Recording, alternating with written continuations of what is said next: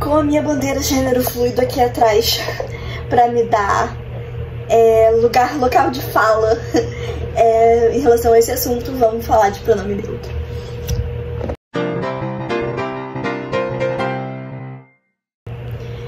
Eu uso pronomes ele, dele, mas eu também uso pronomes ele, dele, que não são os pronomes neutros mais conhecidos do Brasil, né, do português, que o ele, dele é mais usado.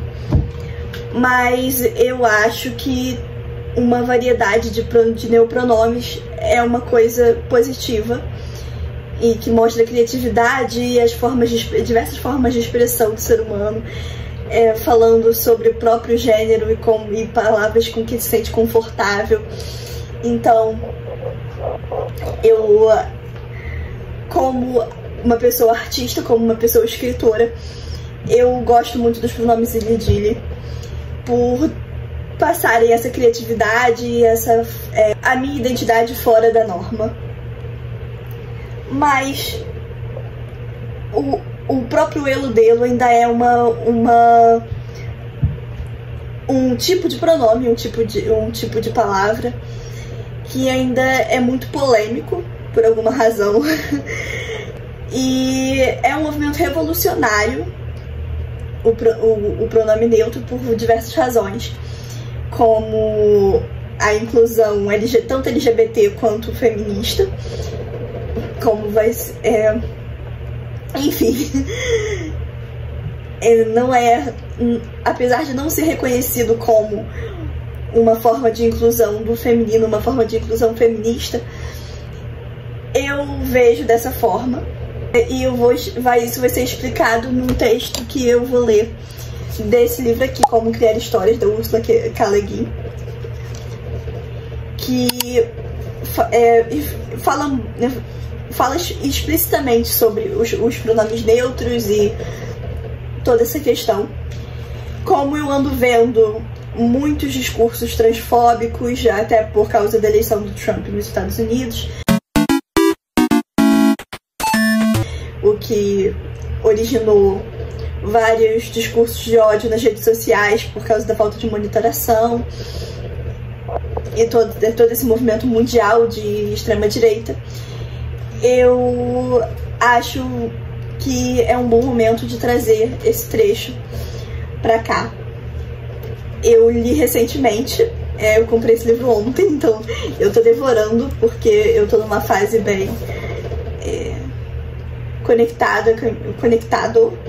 numa fase onde eu estou conectado com a minha escrita.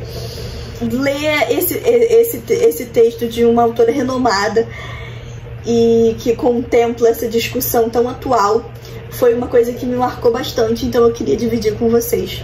Então vamos lá?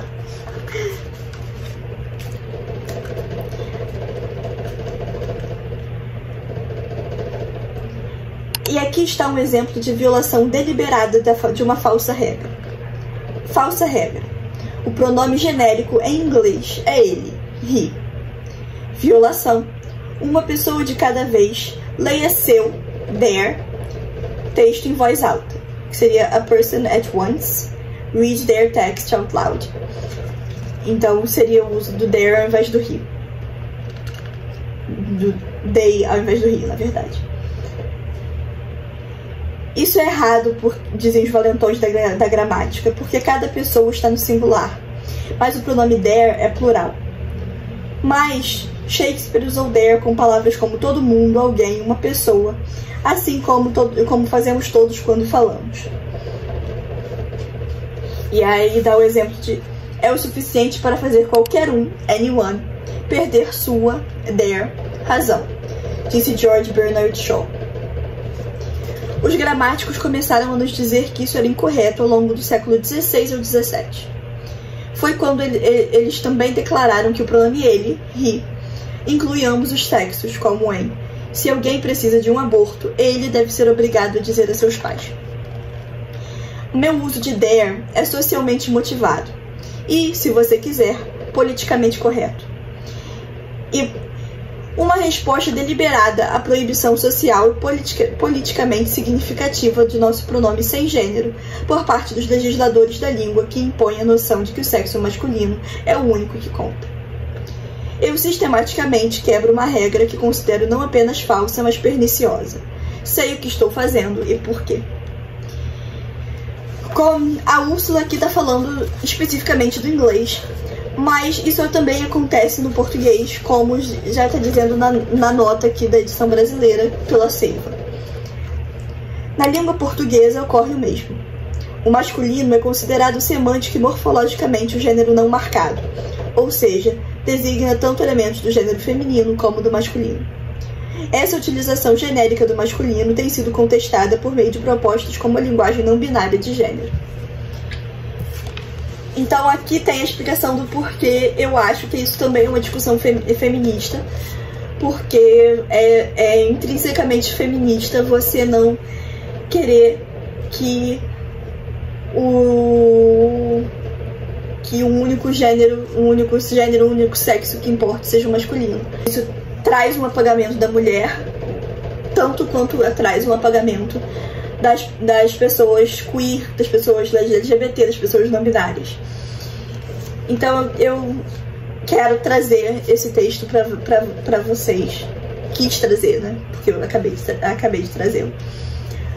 Mas é uma discussão que eu queria deixar aqui.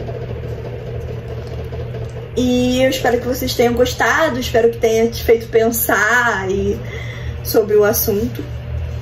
E espero que possamos usar os pronomes neutros e os pronomes da maneira que mais nos agrada,